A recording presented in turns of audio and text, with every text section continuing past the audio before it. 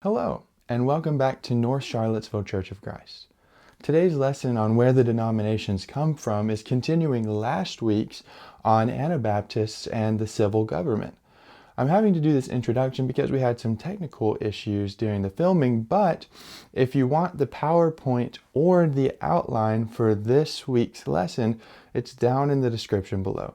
We hope that this is still useful to you in some way, and we are excited to have you here. Thank you again. Here's the lesson. All right, I have really thoroughly enjoyed my preparation and study for this material. I will readily say that it has been very enlightening to me personally, and I hope that it has for you as well. I do know that understanding how denominations came about is a very powerful subject and topic. And as you begin to look at church history, you begin to see things that are not unsimilar to what happened during the history of the people of God, the Jewish people under that system, under the old law.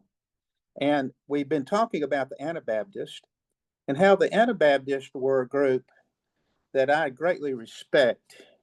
You had other movements, your four primary movements in the Reformation movement would have been the Lutherans, the Calvinists, and then you would have in England, the Church of England, and those would be your groups that would be associated with civil governments, and that you would have both a government and a particular leader associated with that. The Anabaptists are very different. One of the things, if we've talked about the Reformation movement, one of the things that gave it great power was the printing of the Bible. And people now had access to the Bible for the first time. And then you began to see people learning to read. There's a lot of people who couldn't read. And as you see the enthusiasm for men like Calvin and Luther for urging people to go back and read Scripture, they took some important steps. The opposition to, the corruption of Catholicism that Luther, confronted, the understanding of faith being the basis from which one is saved and not dependent upon men. There were wonderful things, Luther and Calvin as well, in understanding, the inspiration of God and really trying to understand a systematic study of Scripture, trying to harmonize the Bible. There were wonderful steps they took, but they were only beginning steps. And the Anabaptists, what they were doing, as Luther was saying, go to Romans 4, for instance, and see how man is justified by faith and not by a system of works, and certainly not some church hierarchy that proclaims you saved. They would go to Romans 6 and say, well, why don't we test out infant baptism? Here you talk about, personal faith, and we talk about justification. Well, infant baptism could not be found in Romans 6. You'd find immersion. You'd find one who has acted out of faith. And you go to other scriptures. And the Anabaptist movement, more than particularly an individual standing up, it was a group of individuals, a grassroots movement, where they began to say, people need to have a personal conversion as an adult, one who is old enough to be accountable for sin. They then must recognize that sin, be converted, and then, as a product of, again, they would put baptism as not essential to salvation. And I think that's a mistake they made, but then they would say then a adult believer, only adult believer, one who is, has repented of sins, should be baptized. And that was met with tremendous resistance. We're going to develop tonight. We're going to be looking at Roman numeral 3 in the outline and talk about the role of civil government and religion. Anabaptists, by challenging baptism, they challenged one of the key control mechanisms that Catholicism and the governments under Catholicism used. But the governments that the Lutherans and the Calvinists were under, they also had infant baptism. Infant baptism was how you became a citizen, and it was a control element. And Luther and Calvin would not touch that. The Anabaptists did. And again, noting the governments at that time, this is a review. The governments served as a way to enforce doctrine. It wasn't just moral law out there. They were used as a way to enforce doctrine. And if you were declaimed to be guilty of heresy, that's commonly a capital punishment. And so, I now understand a whole lot better why in the beginning of our government, while there was a real advocate for separation of church and state. Because if you disagreed with others on the Bible, the government would enforce that, and whatever the power of the time said was right, you could be executed, and many were. Most of the ones that were executed in the Reformation movement were Anabaptists, and they were executed by both Catholic and Lutheran and Calvinist. Now, again, the Lutheran Calvinists didn't do it near as much as Catholics did.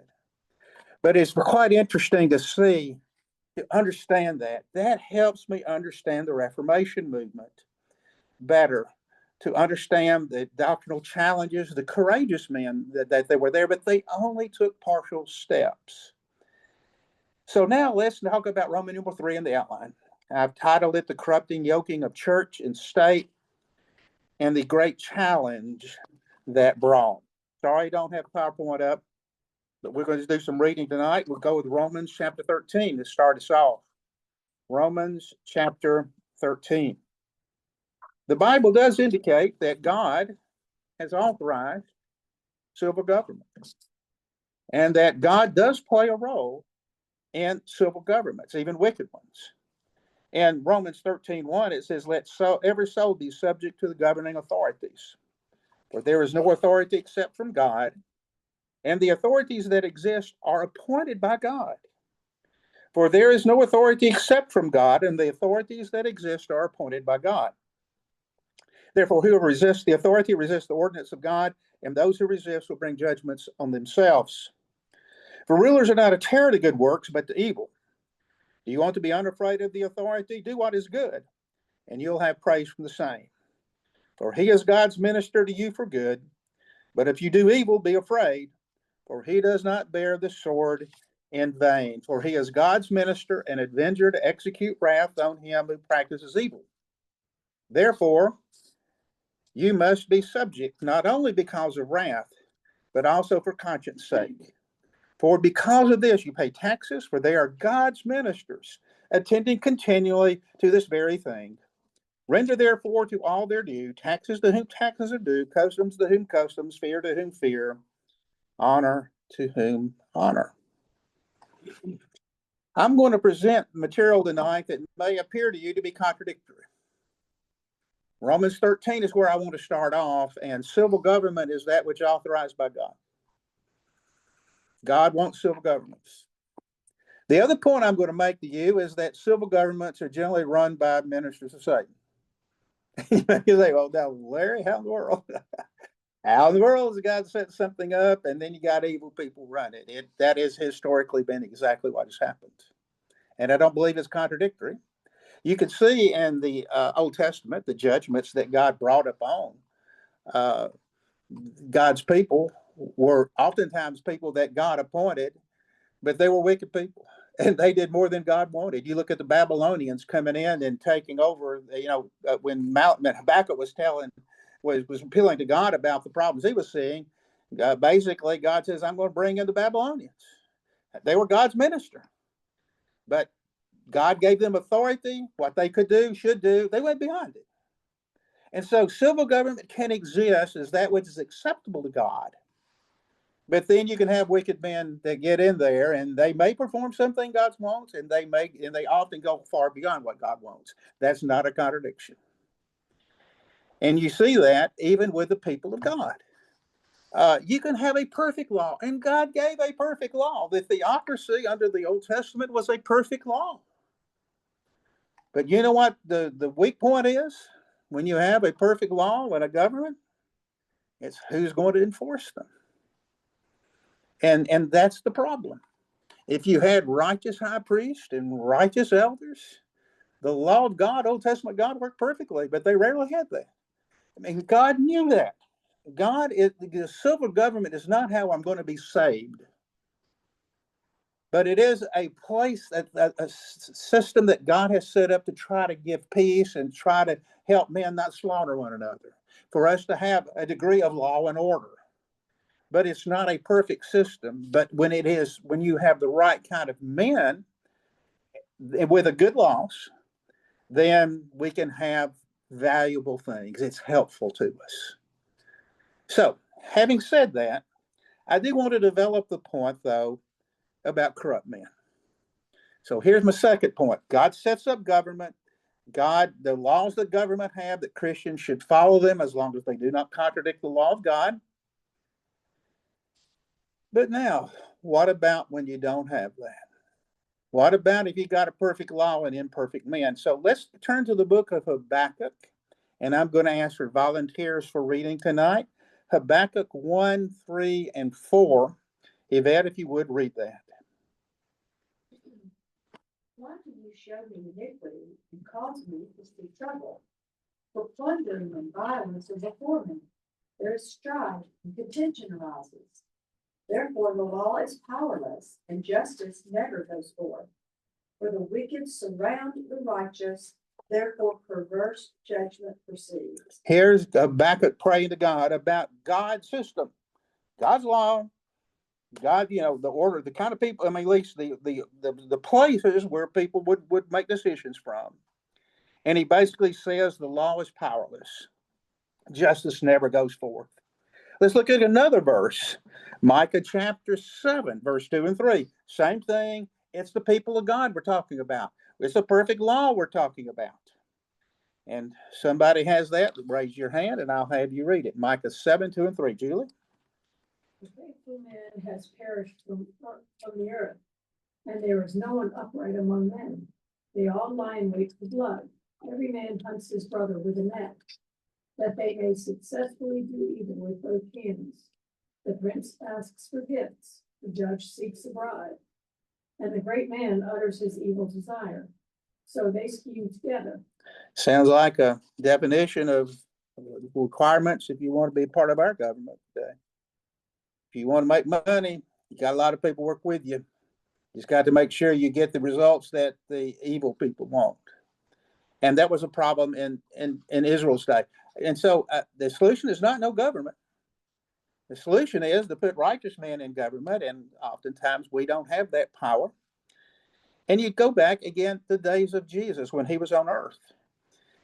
He knew he was about to be put into judgment. He was about to be put into judgment by two civil governments, the Jewish government and then the Roman government. And as Jesus is describing this confrontation, he describes who is behind it. In John chapter 12 in verse 31, and a very simple, straightforward verse, it says, "Now is the judgment of this world. Now the ruler of this world will be cast out." Later in chapter 14 and verse 30, "I will no longer talk much with you, for the ruler of this world is coming, and he has nothing in me." And how Jesus was coming, how Satan was coming to go after Jesus, he was going to do it, first off, through the chief priests and those that they oversaw. And then he was going to come to Pilate and that government. And so again, the Anabaptists, they could see it firsthand that governments, civil governments, often are corrupt and they persecute. And they do more than that. Just give you some interesting quotes. I've given it to you before, but I think they're fantastic quotes. They're in the outline. John Adams, who was one of the ones that helped write our Constitution, says our Constitution was made for a moral and religious people. It is wholly inadequate for the government of any other. And the truth is, if you don't have religious, moral people, I don't care what government you got, it's not going to work. You may have all these great laws. You have great laws. You don't enforce it, it means nothing. And there's a philosopher that wrote this. I thought it was really good. A man by the name of Jonathan Sacks. But when religion loses its voice and the media worship success, when right and wrong become relativized and morality is condemned as judgmental, when people lose all sense of honor and shame, there is nothing they won't do if they can get away with it. No regulation will save us. Markets depend on respect for the people affected by our decisions. Lose that, and we lose not just money and jobs, but something more significant still: freedom, trust, and decency. The things that have a value, not a price. And the article that I quoted from talked about, the financial crisis of 2008 and 2009. You know how that was created? Because people were stealing, but others blind. They created financial instruments where they literally would sell homes to homeless people and take those mortgages and leverage it to a 30-to-1 ratio where it appeared as something very valuable, and they sold them to others. And there was like $1 trillion worth of funny money created back then. And then that meltdown. But in one of the points this article made, he said, look, if people can cheat the system and steal, if there's no morality, you can pass all the laws in the world. And if there's no enforcement mechanism or people dealing with that, then markets collapse and other things collapse. So there's nothing new here. But as we deal with the Anabaptists, they were right in the core belief that we really need to serve God and not serve government. We need to serve God and not let government dictate what we believe or what we do. They were right in that. And so it's not uncommon as you study history in general. You take the book of Revelation, for instance. Let's turn to chapter 13 of the book of Revelation. And in that chapter, you begin to see allies of Satan. You got different beasts. The first beast that comes up from the sea, I believe, is the Roman government itself. And what is described here, I believe in my context, I believe it's the Roman government persecuting the church. Some people view it as a Jewish government persecuting the church, depending on the position you take on the book of Revelation. And Kathy, how about reading Revelation 13:1 and then verse 1 and 4? And I saw a beast coming out of the sea. He had 10 horns and 7 heads, with 10 crowns on his horns, and on each head a blasphemous name. Okay, in verse 4. Verse 4. Men worshipped the dragon because he had given authority to the beast.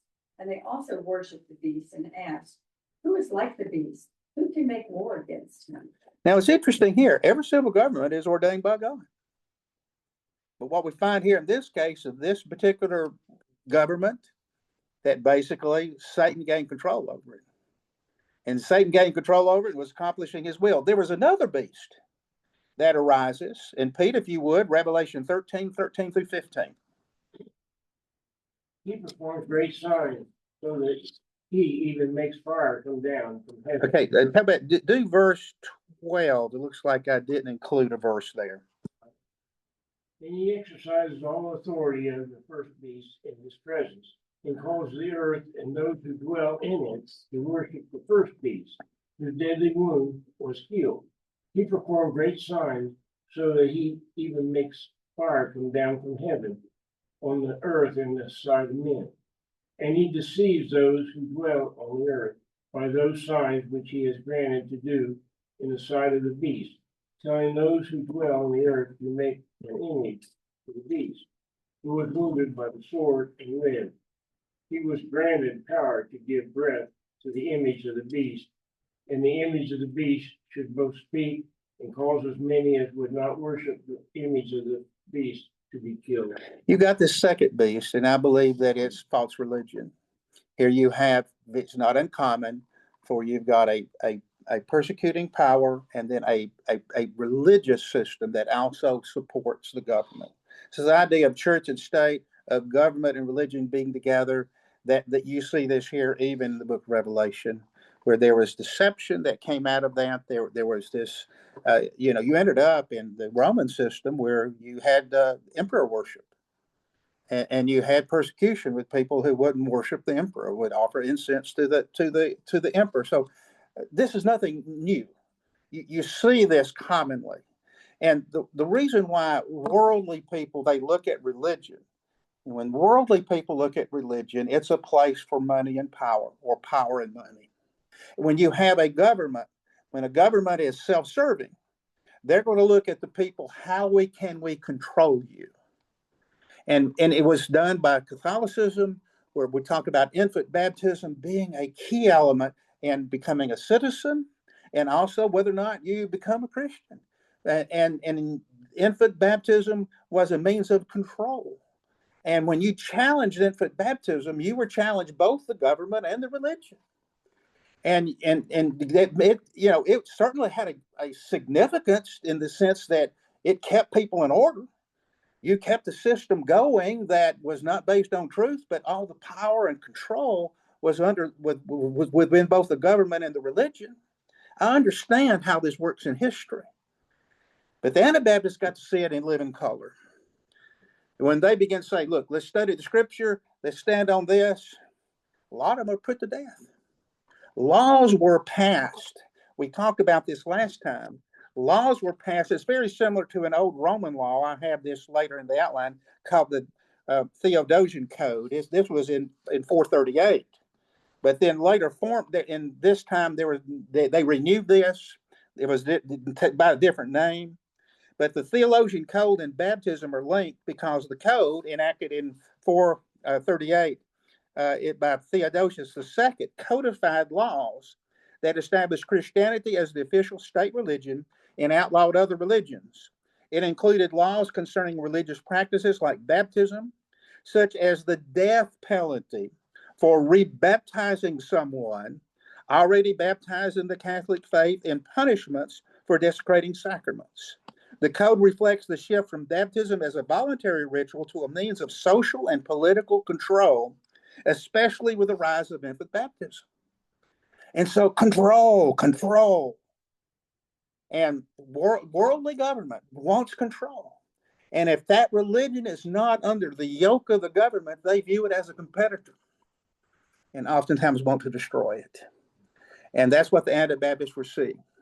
They were seeing there's no discussion, there's no debate. You either line up or you pay the price.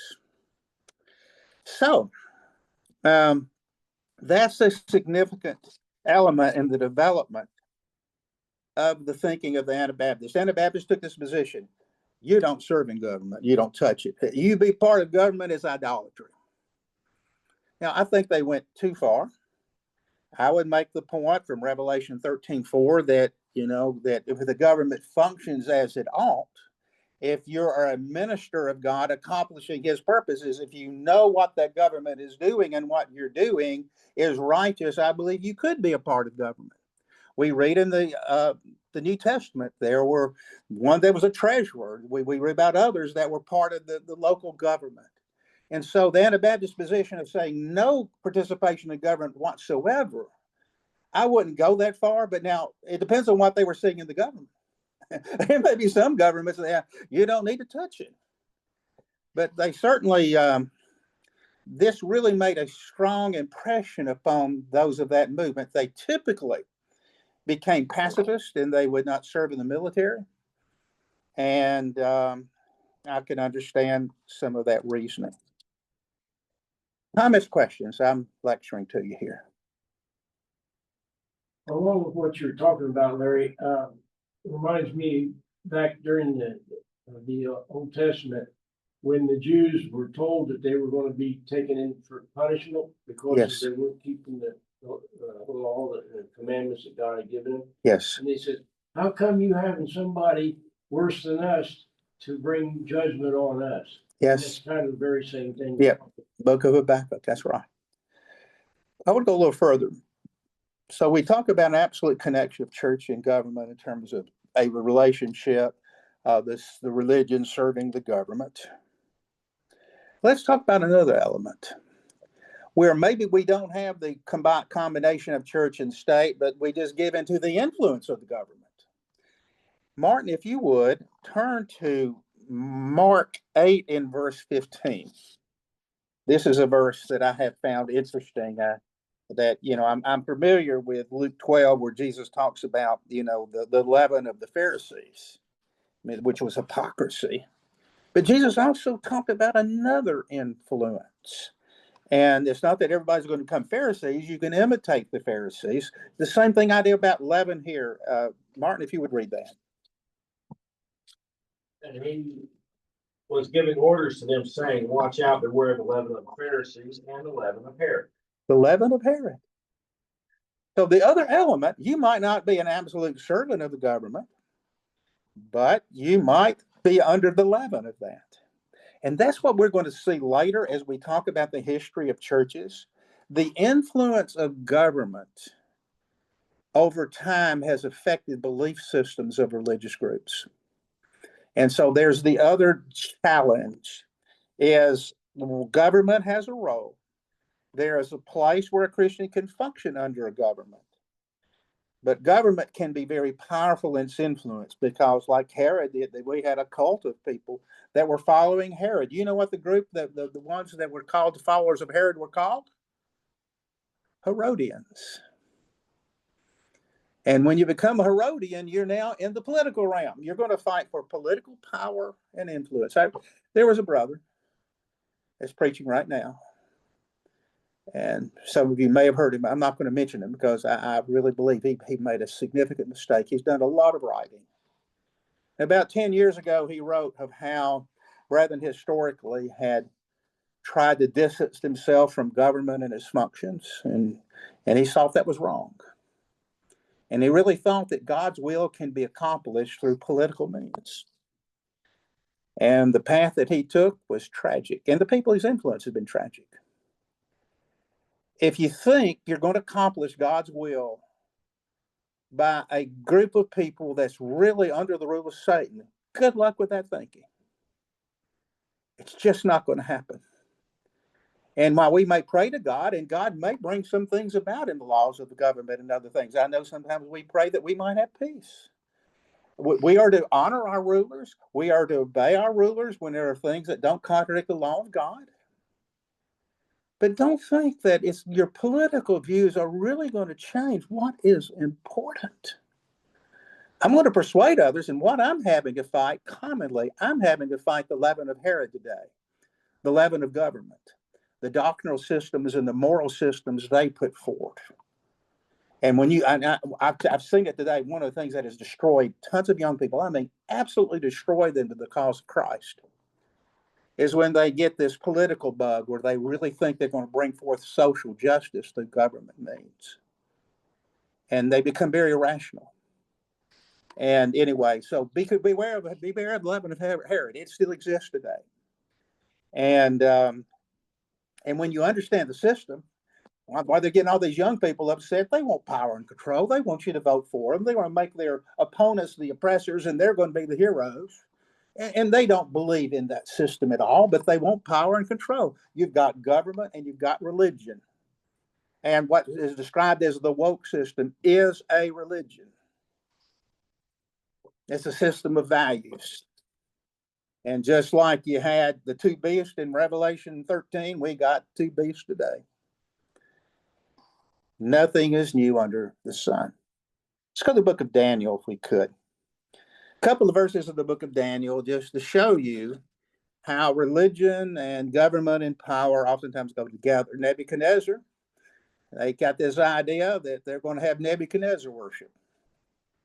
And they want to make sure the government is united and that we be sure that we're going to bow down to Nebuchadnezzar. See, a lot of the government say you can have your religion, but you got to be sure your loyalty is to us. And they want to put themselves in the place of God.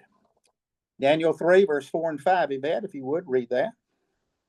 Then the herald cried aloud, to you it is commanded of peoples, nations, and languages, that at the time you hear the sound of the horn, flute, harp, lyre, and psaltery, and symphony with all kinds of music, you shall fall down and worship the gold image that King Nebuchadnezzar has set up.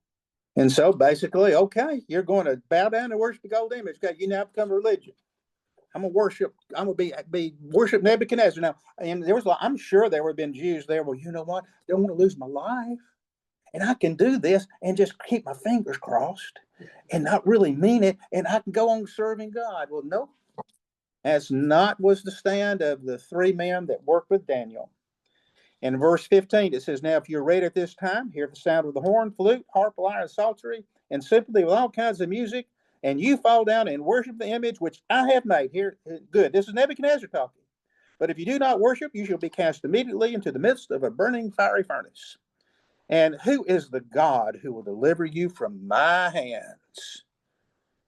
Okay. What does somebody who loves God answer? Shadrach, Meshach, and Abednego answered and said to the king, O Nebuchadnezzar, we have no need to answer you this matter. If that is the case, our God whom we serve is able to deliver us from the burning fiery furnace, and he will deliver us from your hand, O king. But if not, let it be known to you, O king, that we do not serve your gods, nor will we worship the gold image which you have set up. And Nebuchadnezzar, in a brilliant response, decides, okay, he got furious. I'm going to make fire 7 times hotter. Now, by the time they get to the Reformation, they understood this, that if you make the fire less hot, it's more tormenting. You make it 7 times hotter, you're going to die in a hurry. And why it ends up happening, a lot of his soldiers die because it's too hot. And it's interesting. But here, this is the struggle. We need government. But government oftentimes goes off the rails. And when that happens, understand, we're going to stand for God. But sometimes, man, we're caught flat-footed, not understanding what's happened, not seeing some of these things coming. Give you another example. You got good laws. Do you apply them? Look at Acts 25 and verse 16. Paul was innocent. Every judge that saw Paul, every Roman judge, he's innocent. And says, and then so they say he's innocent, but then they want a bribe. They say he's innocent. We want you to go to Jerusalem. They say he's innocent, but they don't let him go. In Acts 25:16, here one Roman was writing, about this. He says, to him I answered, it is not the custom of the Romans to deliver any man to destruction before the accused meet the accusers face to face and has opportunity to answer for himself concerning the charge against him. That's fantastic. Paul did that. He was innocent. They still kept him in prison. He had to appeal to Caesar. Good laws, but no one to enforce them. And so that was the challenge of the Anabaptist. If I was to create a worldly religion, having government combined with it would be a great thing because you keep people in line. If I was trying to develop discipleship to God and encourage individuals to study and stand upon that,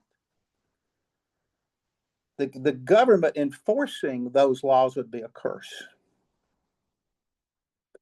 And there's the challenge. A lot of times people want to preserve a movement. Therefore, they'll set up hierarchies. They'll set up other ways to kind of keep you in line, but they don't teach you. The church that the Lord built is going to always be dependent upon discipleship and persuasion, and each generation developing a faith that's willing to stand. And so, as I see the Reformation movement, the only ones that were close to getting it right, again, that's of my view and my study, would be the Anabaptist.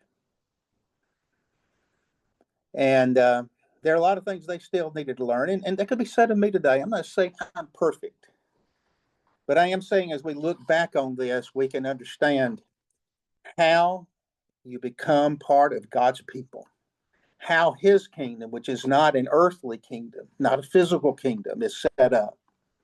It's done through teaching and persuading. Comments or questions? I've covered what I wanted to cover tonight. Yes. Well, here in Daniel, the thought came to me when God told them that they were going to go into Babylon captivity, not to fight it. Don't fight it. Just go in there and accept that you're going to have to serve your 70 years and then come back. Well, some of them, like you said, across their fingers, said, "Well, I'm not going to fight it. I'm going to bow down here to this idol and just do what he wants to do." But Daniel and Shadrach, Meshach, Abednego knew that that wasn't what God meant when he said that, not to fight him. you meant not to keep from going in there. Yeah, yeah.